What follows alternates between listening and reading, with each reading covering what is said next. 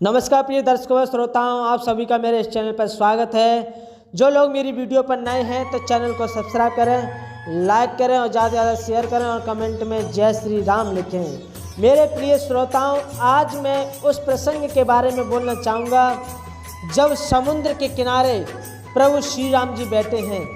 3 दिन हो गए बैठे बैठे, तो भी फिर भी समुद्र देवता विनय नहीं मानता।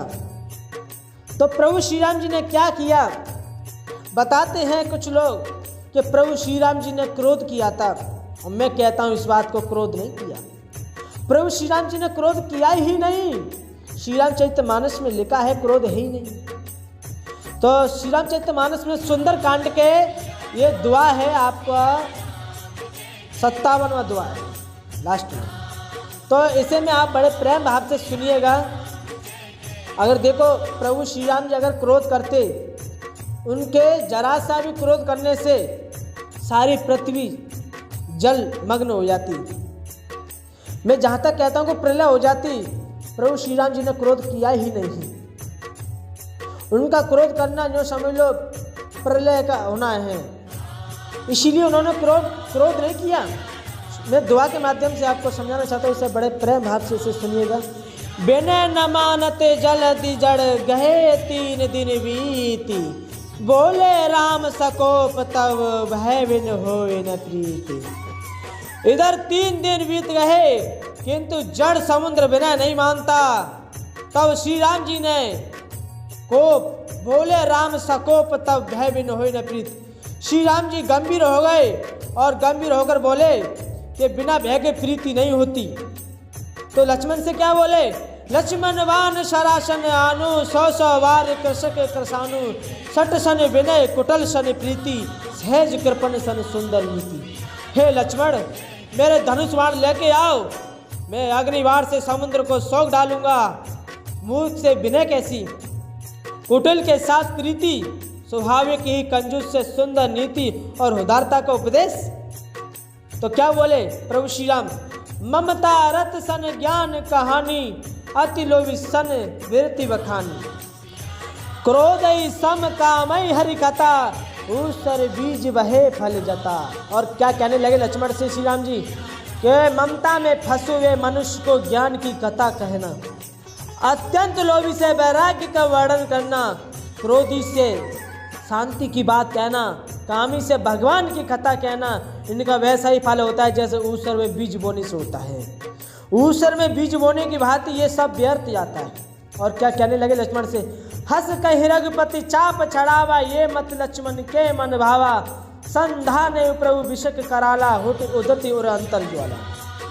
ऐसा कहकर श्री रघुनाथ जी ने धनुष चढ़ाया, ये मत लक्ष्मण के मन को बहुत अच्छा भाया। प्रभु ने भयानक अग्निबाण का संधान किया, जिससे समुद्र के हृदय के अंदर अग्नि ज्वाला हो उठी। मकर ओरग जस गन अकुलाने, जरत जंतु जल निधि जब जाने, खनक तार भरी मन गन नाना, विप्र रूप हा यो तजीमाना। मगर सांप तथा मछलियों के समूह व्याकुल हो गए जब समुद्र ने जीवों को जलते जाना। तब सोने के थालों में अनेकों मणियों को रत्नों को भरकर अभिमान छोड़कर वह ब्राह्मण के रूप में आ गया। खाट ही फही कदरी फरई, कोटि जतन कौन सींच, विनय न मान खगेश सुन डांटे पर नवनीच। कागोसंडी जी कहते हैं, ए गरुड़ जी सुनिए, चाहे कोई करोड़ों उपाय करके सींचे, पर केला तो काटने पर ही फलता है। नीच विनय को नहीं मानता, वह डांटने पर ही झुकता है, रास्ते में आता है।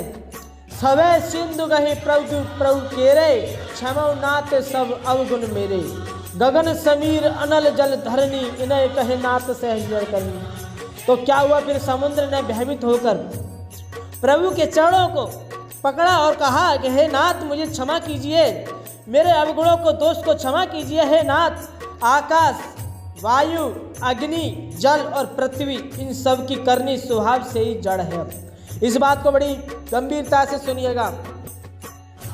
यहाँ पे ये बात कही गई है कि आकाश, वायु, अग्नि, जल और पृथ्वी, इन सब की करनी स्वभाव से जड़ है।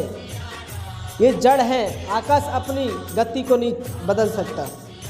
और वायु जो है वो पानी नहीं बन सकता, जैसे कि अग्नि है वो जल नहीं बन सकता, जैसे जल है कि अग्नि नहीं बन सकती, पृथ्वी है तो वो आकाश नहीं बन सकता, वो स्वभाव से ही जड़ हैं। तब प्रेरित माया उपजाए सृष्टि ये तो सब ग्रंथ निगाए, प्रभु आये सुजय कहें जस अहि सोते ही भांति रहे शुक्लई।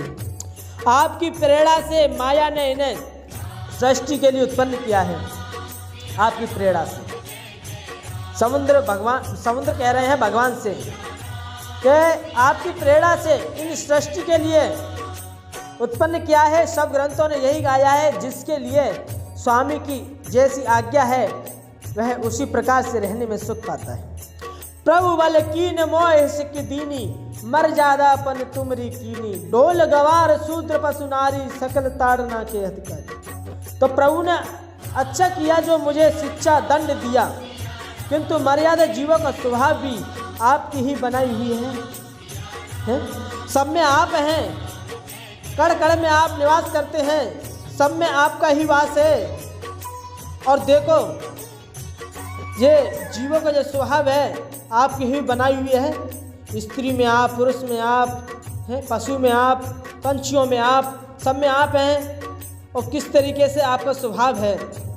ढोल गवार शूद्र और पशु और स्त्री ये सब शिक्षा के अधिकारी हैं, इन्हें दंड मिलते रहना चाहिए अगर ये कोई गलती करे तो आप लोगों को हमारी ये वीडियो कैसी लगी, इसी तरीके से आप इसे सुनते रहें और कमेंट बॉक्स में जैसा आपको उचित लगे वैसा आप राय दें और कमेंट में जय श्री राम अवश्य लिखें। जय श्री।